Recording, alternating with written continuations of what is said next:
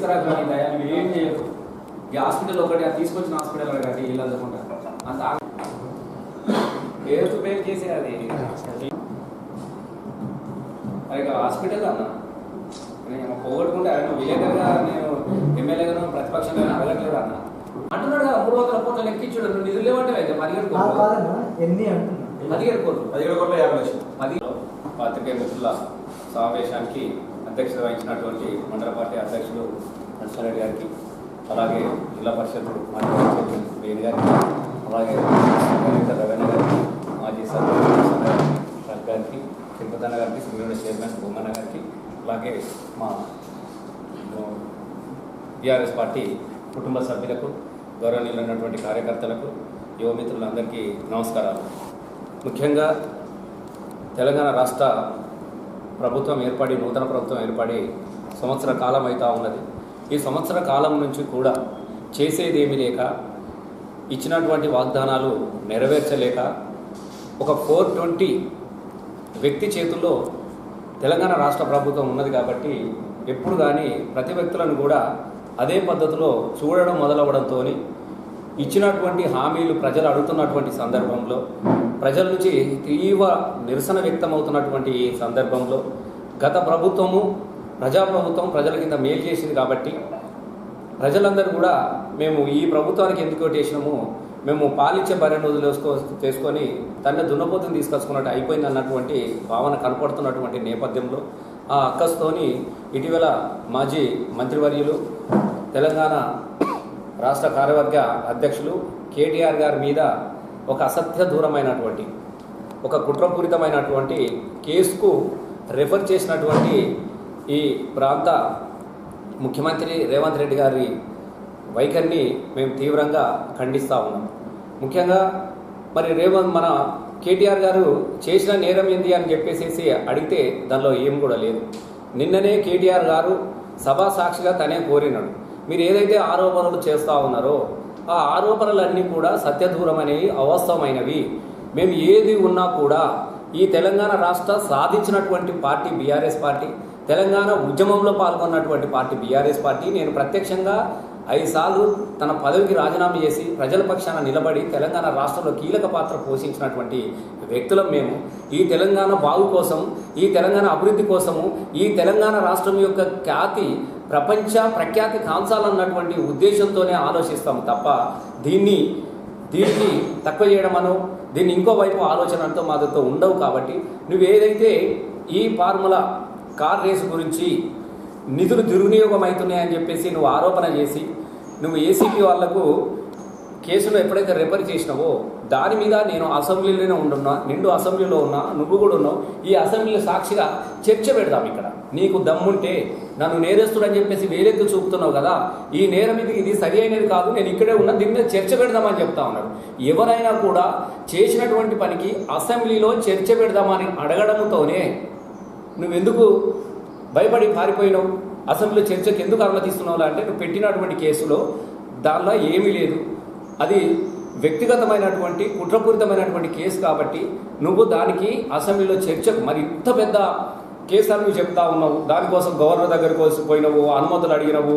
ఈ కార్ రేసులో 50 కోట్లు, అసలు 50 కోట్లు అనేది పెద్ద సమస్యనే కాదు ఒక తెలంగాణ రాష్ట్ర ప్రభుత్వానికి హైదరాబాద్లో. మరి 50 కోట్ల దుర్వినియోగమే అని చెప్పేసి నువ్వు ప్రజల్లో ఏదైతే నువ్వు కన్ఫ్యూజ్ చేసి క్రియేట్ చేద్దామని నువ్వు అనుకున్నావో వారే అడిగినప్పుడు నిజంగా నీలో నిజాయితీ ఉంటే ఈ కేసు వాస్తవమే అయితే అసెంబ్లీలో చర్చకు నువ్వు ఎందుకు అంగీకరించలేననేది ఇలా మా వాయిస్ కాదు, ప్రజలు కూడా అడుగుతూ ఉన్నారు, ప్రజలు కూడా అడుగుతున్నారు, ప్రజలు కూడా అంటున్నారు. అవునాయా మరి ఆయన తప్పు చేసినా నువ్వు అంటున్నావు కదా, తప్పు చేయలేదు అంటున్నావు, అసెంబ్లీలో చర్చకు పెట్టరాదు. పనికిరాని వచ్చేట్టు మస్తుగా మాట్లాడుతున్నారు. తాగుబోతులను తీసుకొస్తున్నాడు, గుండగాలను తీసుకొస్తున్నాడు, పాన్పరాగాలను తీసుకొస్తా ఉన్నాడు. ఇవాళ అక్కడ చూస్తుంటే ఆ కళ్ళు కంపౌండ్లా కనబడతా ఉన్నది. అసెంబ్లీ చూస్తూ ఉంటే రౌడీలు, గుండాలు, అసలు ఒక మాట్లాడే పద్ధతి లేదు. రైతులందరూ రైతుకు రుణమాఫీ సగం కూడా కాలేదని దాని మీద చర్చ పెడదామని అంటే కూడా చర్చకు కావుండదు. ప్రజలకు అవసరాల మీద, ప్రజా సంక్షేమాన్ని వారి గ్యారంటీల మీద మాట్లాడదామంటే దానికి చర్చ ఉండదు.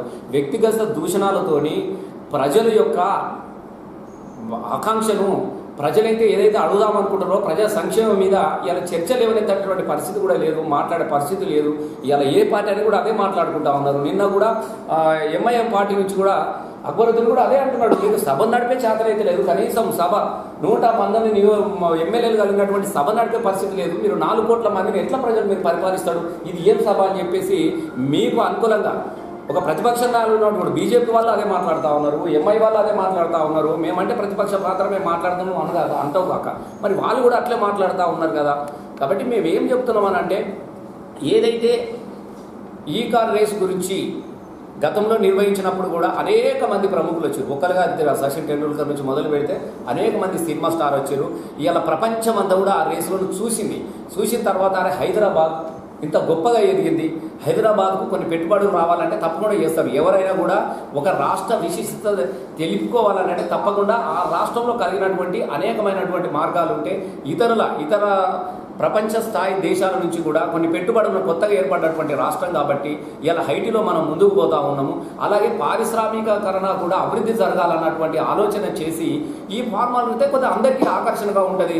రేపు ఒక 4 ఎలక్ట్రికల్ కంపెనీలు వస్తాయి, కార్ల కంపెనీలు వస్తాయి, బ్యాటరీ కంపెనీలు వస్తాయి, ఇంకోటి వస్తాయి. కాబట్టి ఇవన్నీ రావాలనంటే ప్రపంచం యొక్క పారిశ్రామికవేత్తల యొక్క దృష్టిని ఆకర్షించాలన్నటువంటి ఆలోచన చేసి ఆ కార్ ఫామ్ రేస్ గతంలో ఉన్నటువంటి చంద్రబాబు నాయుడు ఉన్నప్పుడు కూడా ట్రై చేస్తే కూడా వాళ్ళకి ఇవ్వలేదు.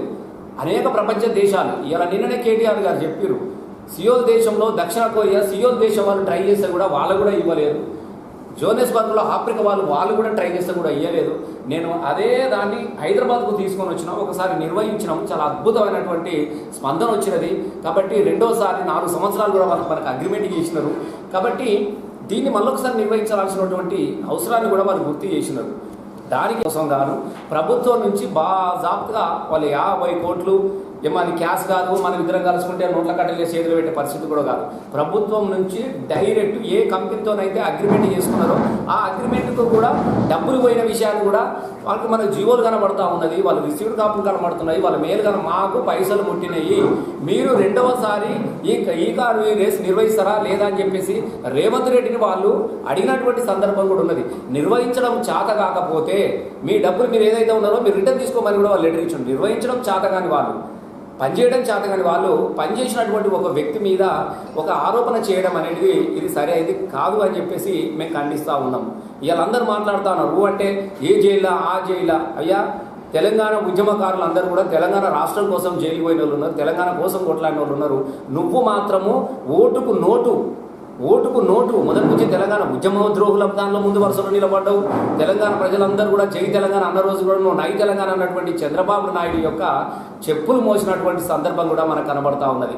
ఉద్యమకారులు ఒకవైపు ఉంటుంటే ఉద్యమకారుల యొక్క మీద గుండెల మీద తుపాకీ గురిపెట్టి నై తెలంగాణ అన్నటువంటి వ్యక్తి నువ్వు కేటీఆర్ గురించి మాట్లాడమని అంటే ఆకాశం వైపు చూస్తూ ఉమ్మడిగా మేము మాట్లాడుకుంటూ ఉంటున్నాం. ఖచ్చితంగా తెలంగాణ రాష్ట్రాన్ని తీసుకొచ్చినటువంటి పార్టీలో తెలంగాణ అభివృద్ధి, తెలంగాణ ఎదుగుదల కోసం మాత్రమే ఆలోచించుంటారు తప్ప నీలాగా అవినీతిపరమైనటువంటి ఆలోచన కానీ, నీలాంటి ఓటుకు నోటు దొంగగా దొరికినటువంటి నీ ఆలోచనలు కానీ ఇతరులకు ఉన్నటువంటి విషయాన్ని నువ్వు గుర్తుపెట్టుకోవాల్సినటువంటి అవసరం ఉన్నది.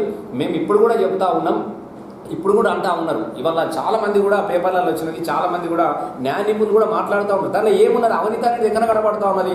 ఈ పైసలు ఈ కార్ రేస్ కోసం అగ్రిమెంట్ చేసుకున్నాము, ఇవి ఇక్కడ నుంచి ఇక్కడికి పోయినా మాకు ముట్టినాయి అని చెప్తున్నారు కదా. మరి ముట్టినాయి అని చెప్పిన తర్వాత ఇంకా పైసలు ఎవరు తీసుకున్నాడు, ఎక్కడ పక్కదారి పట్టినది? కాబట్టి పసలేని కేసు, అవగాహన లేని కేసు. కాబట్టి ఇప్పటికైనా మేము చెప్తా ఉన్నాము, ఈ చేతగానితనాన్ని, పాలన చేతగాక ఎక్కడ ప్రజలు అడుగుతారో అన్నటువంటి ఉద్దేశంతో దాదాపు 2 రోజులకు ఒకసారి 3 రోజులకు ఒకసారి అనేకమైనటువంటి తప్పుడు విధానాలతోని గద్దె కాలం గడుపుదామన్నటువంటి ఆలోచన విరమించుకోవాల్సిందిగా కోరుతా ఉన్నాము. మేము 100% చెప్తా ఉన్నాము. నువ్వు ఇలాగే కొనసాగితే తప్పకుండా ప్రజలు గతంలో తెలంగాణ ఉద్యమాన్ని ఏ ప్రతిఘటన సాధించుకున్నారో మళ్ళీ ఇక్కడ కూడా అనేకమైనటువంటి వాగ్దానాలు 6 గ్యారంటీలు 420 హామీలతో నువ్వు వచ్చినావో తప్పకుండా నీకే ఆ ప్రతిఘటన ఎదుర్కొంటావు, నీకు పతనం కాక కూడా తప్పదని చెప్పేసి మేము హెచ్చరిస్తాము.